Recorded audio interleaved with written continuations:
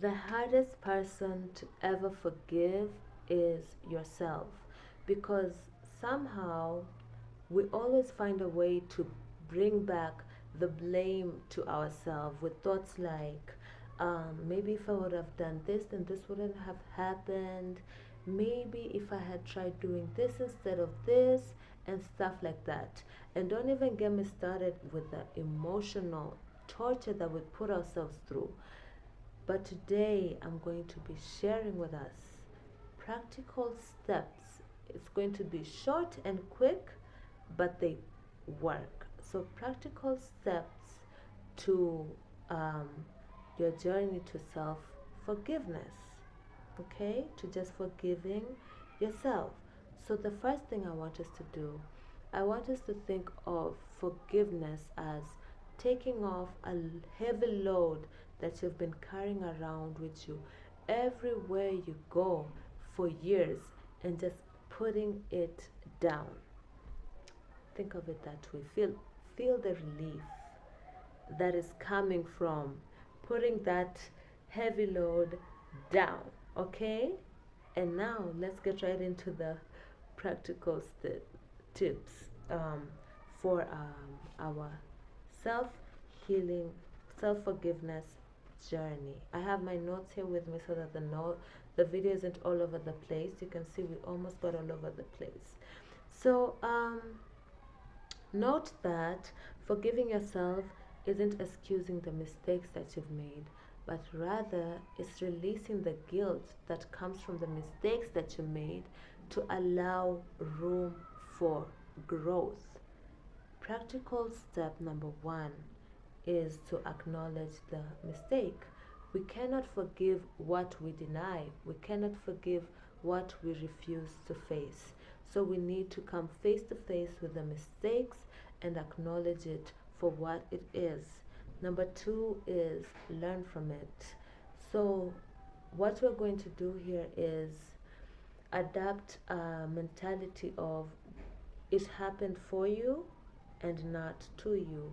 And what this is going to do is it's going to take away it's going to take away the clouding of judgment that comes from self-pity, because if you see something as happening to you and not for you, then self-pity kind of just takes over and clouds your judgment. So we're going to see it as something that happened for you, and see, like, extract the wisdom and the lesson that comes from it. Number three is separate the identity from separate identity from action. So what we're going to do is we're going to separate our mistakes from ourselves, separate the identity from ourselves, the mistake from ourselves. So we are not our mistakes, they do not define us, and therefore we need to learn the difference from the two. Okay, and number four is practice self compassion. I read this poem and it really gave me a new perspective, and it's called Treat Yourself Like Someone You Love. When you are approaching this issue, you need to approach it the same way you would have approached it with a friend, simply with compassion, with kind words, with encouragement, and with nourishment. Number five, commit to change. Committing to change, like, let this see this as an opportunity to strengthen your character, as an opportunity to grow in character.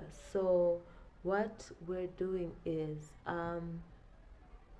we, like, the wisdom that we're learning from the mistakes, we're going to incorporate it into our character and just become a better us, just seeing all the opportunities in these mistakes. How can you not forgive yourself?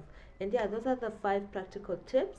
And then now we're going to go into the practical tools that we'll be using as we're taking our practical steps into forgiving ourselves. It's two of them. So number one is journaling. We always encourage journaling in this channel.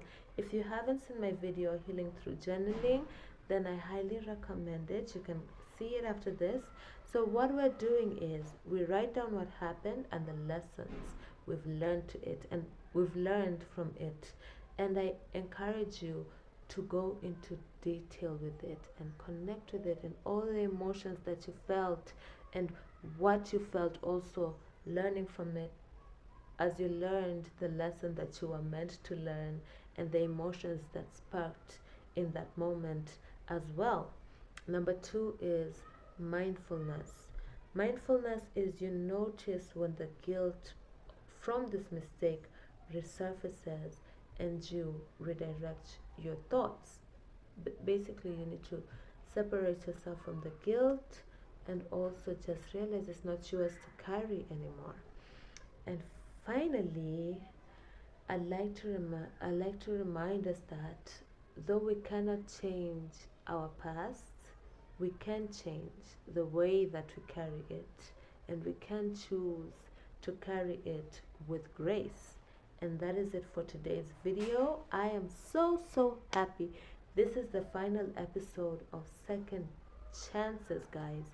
If you haven't watched the others, I will link the videos in the description below so that you can go and watch them all. And yeah, that's it for today's video. I'll see you on the next one. Bye.